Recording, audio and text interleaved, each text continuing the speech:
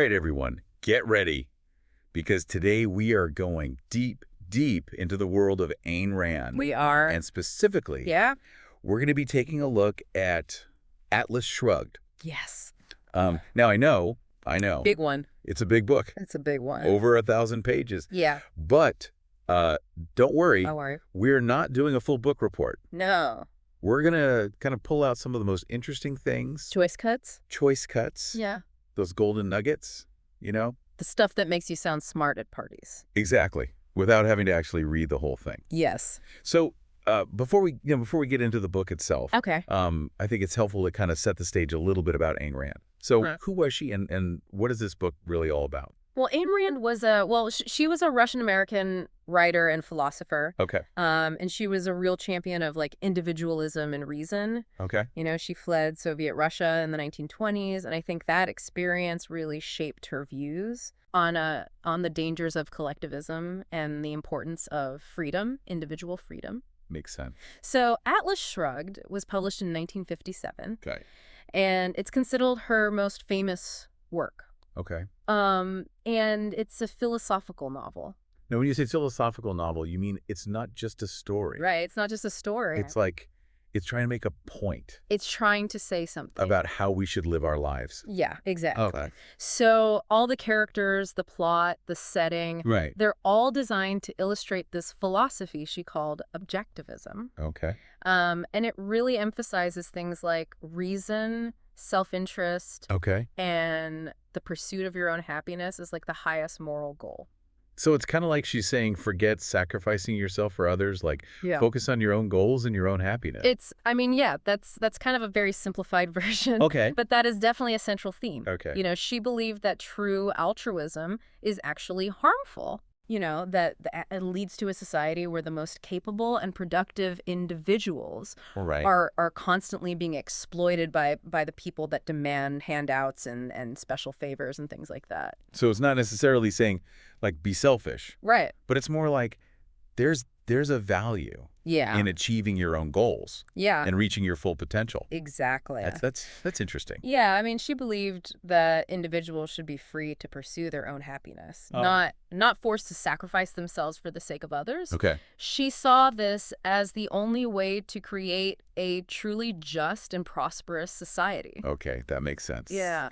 Now, I remember you mentioned earlier, she had a specific view of art as well. Yeah. And one of the excerpts that we have actually talks about this. Yeah.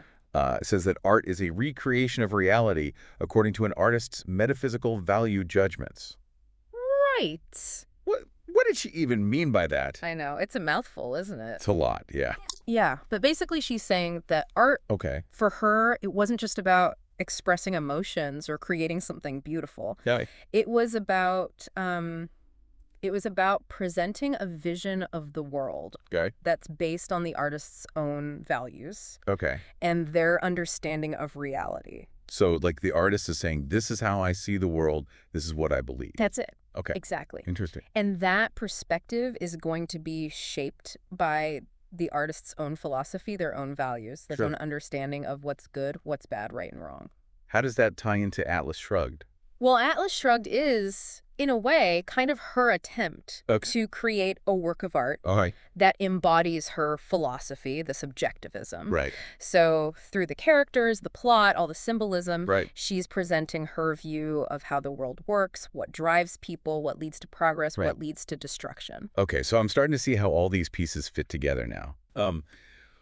One of the things that I noticed when I was reading through the excerpts is this kind of creeping unease. Yes. Like something is wrong Yeah. with the world in this book. For sure. And it's interesting because there's this recurring image of this character, Eddie Willers, Right. looking at the calendar, Uh-huh. and he sees the date, September 2nd, Oh, yeah. and he just gets filled with dread. Yeah. What is going on with that? What is that about? Well, I mean, you got to remember, Rand was a master of symbolism. Okay. So that little detail about September 2nd, Right. it's actually really important. Okay. So those dwindling days, they represent the countdown Yeah. to a society that's about to collapse under its own contradictions. Okay, hold on. Yeah. So it's not just that Eddie's like a neurotic guy. It's like that date is representing something bigger, like about the state of the world. Exactly. Yeah. Okay. So the decaying infrastructure, the factories that are closing down, the industrialists that are vanishing, all these things, they're not just random plot points. Okay. They're symbols Yeah. of a world that's kind of falling apart at the seams. Okay. Wow, I totally missed that. Yeah.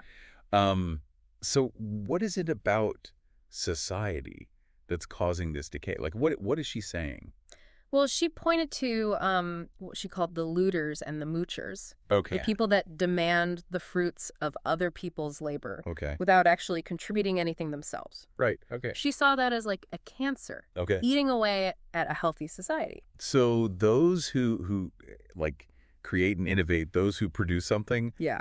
are being kind of dragged down Yeah. by those who just want to take. That's it. Okay. Yeah, that's a great way to put it. Interesting. And this whole conflict between these creators and these, parasites, if you will, Right. it's central to the novel. It Yeah. drives the plot. It shapes all the characters' motivations. Okay. And it ultimately leads to, all the big events that unfold. Okay, so we've got this societal decay, this conflict between the creators and the looters. Right. And then there's this question that keeps popping up. Mm-hmm. Who is John Galt? Ah, yes, the big question. And I got to admit, I'm a little lost on that one. Yeah, John Galt, he's like this phantom looming over the whole story. Okay. And all these characters are always asking, who is John Galt? Right. But nobody seems to know. So he's not just some random dude. No. There's something more to him. He represents something much bigger. Okay. Yeah, he becomes this embodiment of the unknown, the force behind it all. Oh. Maybe even the key to solving it. Okay, now I'm intrigued. Yeah. You're not going to tell us who he is, are you? I think we'll save that for later. Okay, fair enough. Yeah. Now let's talk about some of the characters. Okay. We've got Dagny Taggart. Yes. Who seems to be like the one trying to hold the whole world together. She's trying. By sheer willpower. Yeah. So who is she and what's driving her? Well, Dagny, she's a fascinating character. Okay. She's this brilliant railroad executive. Okay. Super independent, completely dedicated to her work. Okay. She represents that ideal Right. of a competent, productive person Right. who just refuses to be held back by all the incompetence and corruption. Right. She sounds like a force of nature. Yeah. But I get the sense that she's also carrying a lot of weight on her shoulders. Oh, absolutely. Yeah. She's trying to keep her railroad running, keep the economy afloat. Right. Just maintain some semblance of order in a world that's falling apart. Yeah, I can relate to that feeling of Yeah. wanting to make things better, but constantly just hitting roadblocks. Right, yeah. Now, there's another character I wanted to ask you about. Okay. Hank Reardon. Yes. He's a steel magnate, right? Right. Invented this amazing new metal. Uh-huh. But he also seems to be struggling with something. Yeah, he's a little bit tortured, isn't he? Yeah, what's his deal? He's another great example of this creative person Okay. who's burdened by all the expectations of society. He's a man of immense talent, Sure. huge integrity, Right. but he's conflicted. Yeah. He's torn between his own values, his desire to achieve, Okay. and all the demands of a society that seems to resent his success. It's like he's punished for being good at what he does. Yeah, in a way. Yeah. I mean, he's constantly pressured to give up his creations, to share his wealth, Right. to sacrifice his own happiness for others. Right. And so this conflict between his desires Right. and what everyone expects of him creates a lot of the tension Right. in the story. It's interesting how both Dagny and Hank are kind of grappling with this idea of like individualism versus collectivism. Right. Like pursuing their own goals versus sacrificing for others. It's the core tension in the whole book. Rand's exploring the consequences of both embracing and rejecting these ideas. Right. And how they play out in people's lives and in the fate of society. Okay, so we've got this societal decay, the conflict between creators and looters. Right. We've got this mystery of John Galt. Yeah. And we've got all these really interesting characters all trying to navigate this world that seems to be going crazy. Yeah, it's a crazy world. So where do we go from here? Well, I think the next step is to dig a little deeper into this whole philosophy of objectivism. Okay. You know, we touched on some of the basic ideas, Right. but there's a lot more to uncover. Okay. We need to understand her views on reason, self-interest, Yep. individual rights, Right. and how these things form the foundation of what she considered a just and prosperous society. Okay. Sounds good. Yeah, I'm ready to go deeper. let's do it. All right, let's do it. All right. Okay, so we're going deeper now into objectivism, Yeah. Brand's philosophy. Uh-huh. And it's interesting to me because she seems to have a very specific definition Mhm. of what it means to be a rational person. Yeah. So can you break that down a little bit? Well, for her, reason wasn't just about like being logical Right. or, intelligent. Right. It was about using your mind like actively Okay. to understand the world, to Probably- make choice, to guide your actions. Okay. She really believed that reason was the fundamental tool for humans to survive and progress. So it's not enough to just be smart.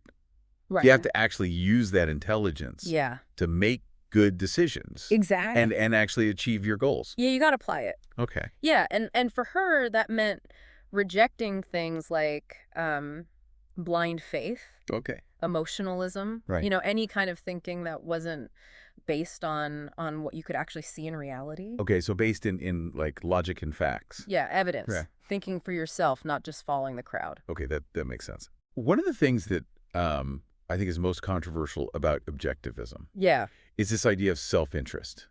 Right. A lot of people see that as selfish or immoral. Yeah. Yeah. How did she address that criticism? Well, she basically rejected the idea Okay. that being selfish is a bad thing. Okay. She argued that true self-interest isn't about exploiting people Okay. or disregarding their well-being. Okay.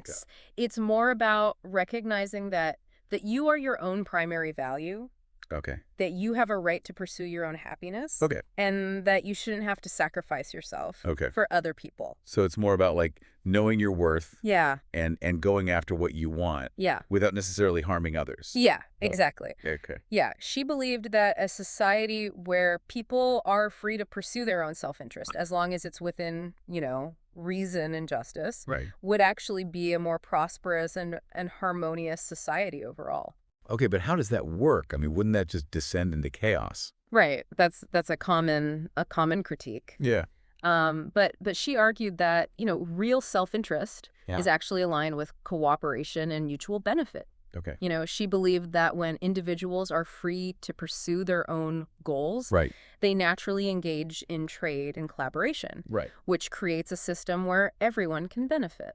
So it's kind of like a rising tide lifts all boats. Yeah, that's a good way to put it. Okay. Yeah, she saw capitalism Oh. as the ideal system for this Okay. because it allows individuals to pursue their self-interest Right. while also creating, wealth and opportunity for others. Right. She thought that government getting involved Okay. actually hinders progress Oh. and stifles innovation. That makes me think about Dagny and Hank. Mm-hmm. They both are very successful, Yeah. and it seems like they're doing it in a way that Mhm. benefits others. Yeah, they embody this idea of, pursuing your self-interest, Right. but also creating value for others. Right, like Dagny's Railroad, Exactly. Hank's Steel Mill. Yeah, they're providing jobs, they're providing goods and services that are Right. making people's lives better. But there are other characters Right. in Atlas Shrugged that seem to be the opposite. Yeah, the looters and the moochers, Right. like you said. Who are some examples? Well, you've got James Taggart, Dagny's brother, Okay. or Orrin Boyle, that industrialist who's always relying on government favors. Right. These are the kind of the antithesis of Rand's ideal. Okay. They want wealth and power, Okay. but they don't want to actually earn it. Okay. They're all about manipulation, Right. coercion, Right. exploiting other people's work. So it's not just about being successful, it's about how you get there. Yeah, exactly. Okay. There's a big difference for her between people who create value and those who just take it. Right. And she believed that a society that rewards the takers Yes. at the expense of the creators Right. is going to fail. Okay. And what about this idea of individual rights? Yeah, well, she saw those as being closely tied to self-interest. Okay. She believed that individual rights aren't aren't given by the government. They're inherent. They're part of human nature. Okay. You know, the right to life, liberty, property. Right. Those are essential for people to pursue their own happiness Okay. and to reach their full potential. So it's like you're born with these rights. Yes. And no one can take them away. Not even the government. That's it. Okay. Yeah, she saw protecting those rights as like the main job of government. Okay. That government should exist to protect people from force and fraud, not to tell them how to live their lives or to redistribute wealth. Okay. That's interesting. Yeah. So let's bring all this back to this question of who is John Galt? You said he's connected to the solution to this societal collapse. Right. How does that work? Well, you know, as we've been talking about, Rand believed that a society that suppresses individual initiative and rewards mediocrity, it's going to fail. Right. So John Galt represents kind of the ultimate rejection of that kind of society. Right. He embodies the spirit of the creators, the innovators, the thinkers who refuse to be held back by a system that wants to exploit them. So he's kind of this symbol of individualism. Yes. And the power of what individuals can do. Absolutely. And in the book, what he does, and I won't spoil it, represents kind of a strike against the very foundation of this corrupt system that's destroying the world. Interesting. Yeah, he becomes this symbol of hope for the people who still believe in reason and individual freedom and in the power of the human mind to create something better. That makes sense. Yeah. There's one character I'm still a little confused about. Okay. Francisco d'Anconia. Yeah. He seems to be playing a different game. He's playing his own game. Yeah, than Dagny or Hank. Yeah. So what is his deal? He's a fascinating character. Okay. Really complex. Okay. You know, he's this copper heir who seems to be intentionally sabotaging his own company. Right, like he's just this playboy throwing his money around. Yeah, exactly. And everyone thinks he's just become reckless. Right. But it's actually much more calculated than that. He's playing into the expectations of these looters. Okay. He's making them think he's squandering his wealth. Okay. But he's actually trying to undermine them from the inside. So he's not just self-destructing, he's trying to expose something. He's trying to show how hypocritical they are. Okay. You know, these people who claim to be working for the common good while they're actually just enriching themselves at the expense of everyone else. Interesting. Yeah, he's deliberately speeding up the collapse of a system that he sees as corrupt and unsustainable. Okay, I'm seeing now how Rand is using all these different characters to kind of explore these different ideas. Right. Yeah. Like you've got Dagny, she's trying to hold things together. Yeah. You've got Hank, he's dealing with these societal expectations. Yeah. And you've got Francisco, who's like actively trying to bring the whole thing down. Yeah, they're all pieces of the same puzzle showing different sides of this conflict. Between individualism and collectivism. Yeah, it's a great observation. Yeah. And it really highlights, I think, what makes Atlas Shrugged such a good philosophical novel. Okay. You know, she's using these compelling characters and these dramatic stories to bring her ideas to life. Okay. To show how they work in the real world. Right. And to make you, the reader, confront the implications. It definitely makes you think Oh, about how society works. yeah. About the role of government, about success and failure. Absolutely. Now, one of the most striking things in the book Yeah. is this idea of the vanishing industrialists. Right. These are these really talented people. Yeah. Like Ellis Wyatt. Yeah, the oil guy. Who just disappear. Yeah. What is that about? Well, these disappearing industrialists, Okay. they're a key part of this strike of the mind that we talked about. Okay. They represent the creators, the innovators, the producers who have just had enough. Okay. They've reached their breaking point. They've decided they can't function anymore in a society that punishes them for being successful Interesting. and rewards mediocrity. So they're choosing to withdraw their talents. Yeah. It's like they're going on strike. Yeah, exactly. They're saying, we're not playing your game anymore. Wow. We're going to create our own world where reason and individual achievement and the pursuit of happiness are valued. But is that realistic? That's a great question. Yeah. Could a society actually collapse if its most talented people just walk away? Right. That's what she's asking in the book. Okay. And it's something that people debate a lot. Yeah. Some people think it's a crazy idea. Others think it shows a real danger. Right. when a society doesn't recognize and reward Right. its most talented people. It definitely makes you think about the people Yeah. who, build businesses, come up with new technology, make the things that make our lives better. Yeah, and her point is, these people aren't just cogs in a machine. Okay. They're the ones driving progress and prosperity. Right. And if you don't recognize how important they are, Right. you're going to be in trouble. Okay, so we've got these vanishing industrialists, the strike of the mind, Yeah. and John Galt, this mysterious figure, seems to be behind it all. Right. What's the connection? Well, John Galt is the one who's masterminding this whole strike. Okay. He convinces all these brilliant people to withdraw, to create their own little society, Right. and to let the world outside fall apart. But why? Well, he wants to prove a point. So- He wants to show how essential creators are Okay. to society, Okay. and he wants to expose how flawed the system is, the system that tries to control and exploit them. Right. He's trying to show that real prosperity and happiness Right. can only come from a society that values individual achievement, Right. reason, and the pursuit of one's own happiness. So it's not just about destruction.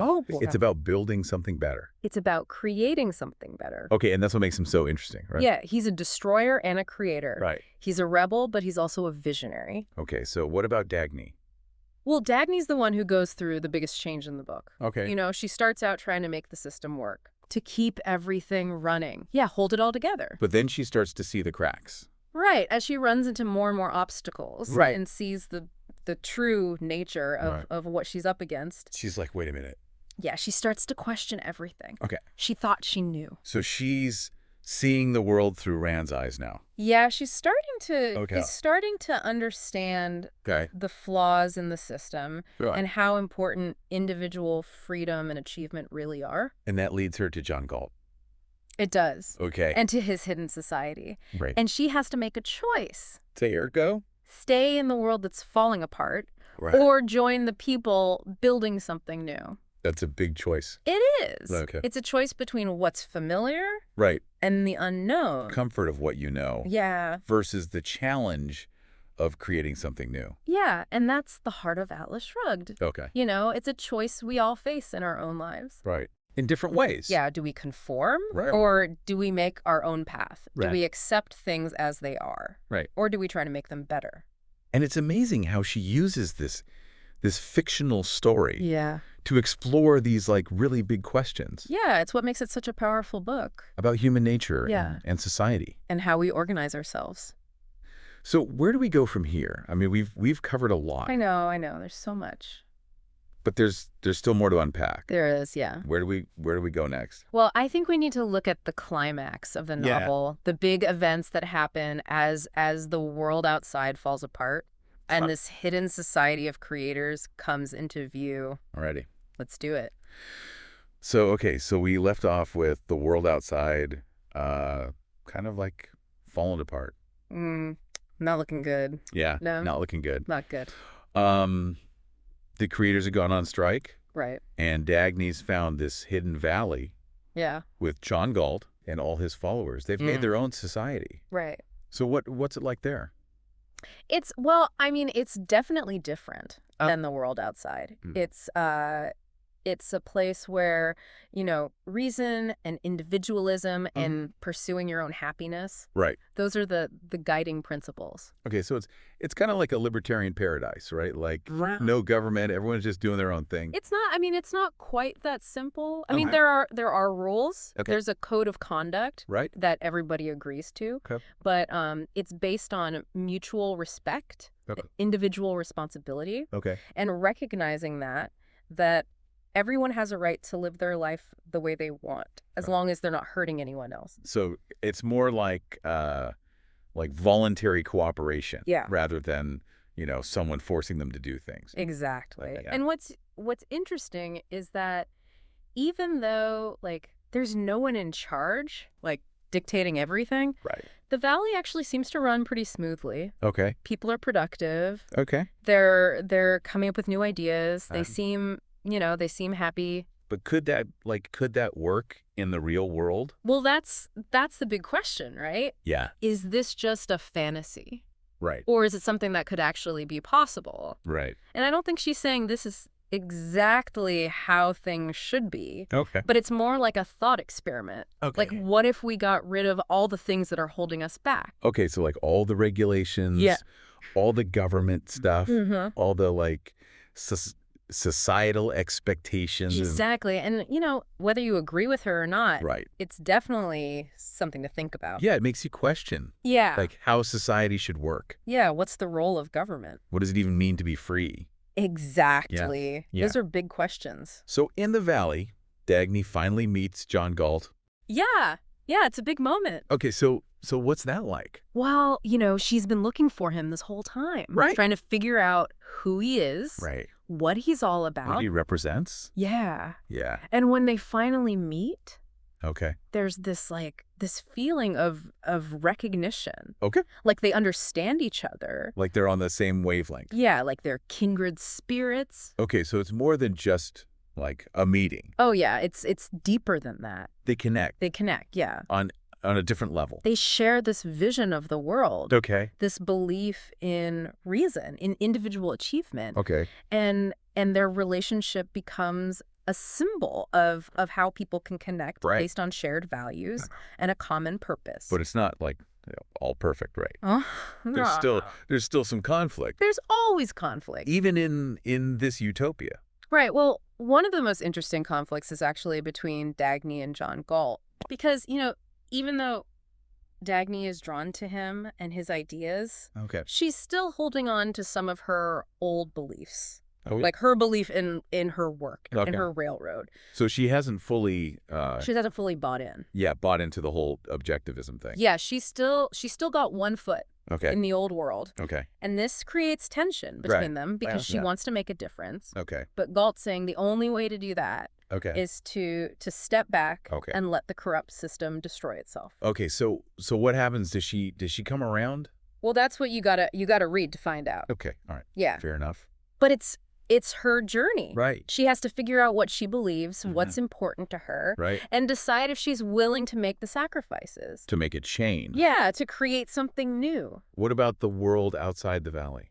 Oh, it gets worse Okay. before it gets better. Okay. The strike has a huge impact Right. on the economy, Right. infrastructure, Right. everything starts to break down. Okay. So what does the government do? Well, they try to take control. Okay. They try to force people to go back to work, Right. try to prop up this failing system, Right. but it's not going to work. Okay. They can't force people to be productive. Right. They can't create wealth with laws. They Pro- can't stop the inevitable. It's like trying to hold back a flood with a bucket. Exactly. Yeah.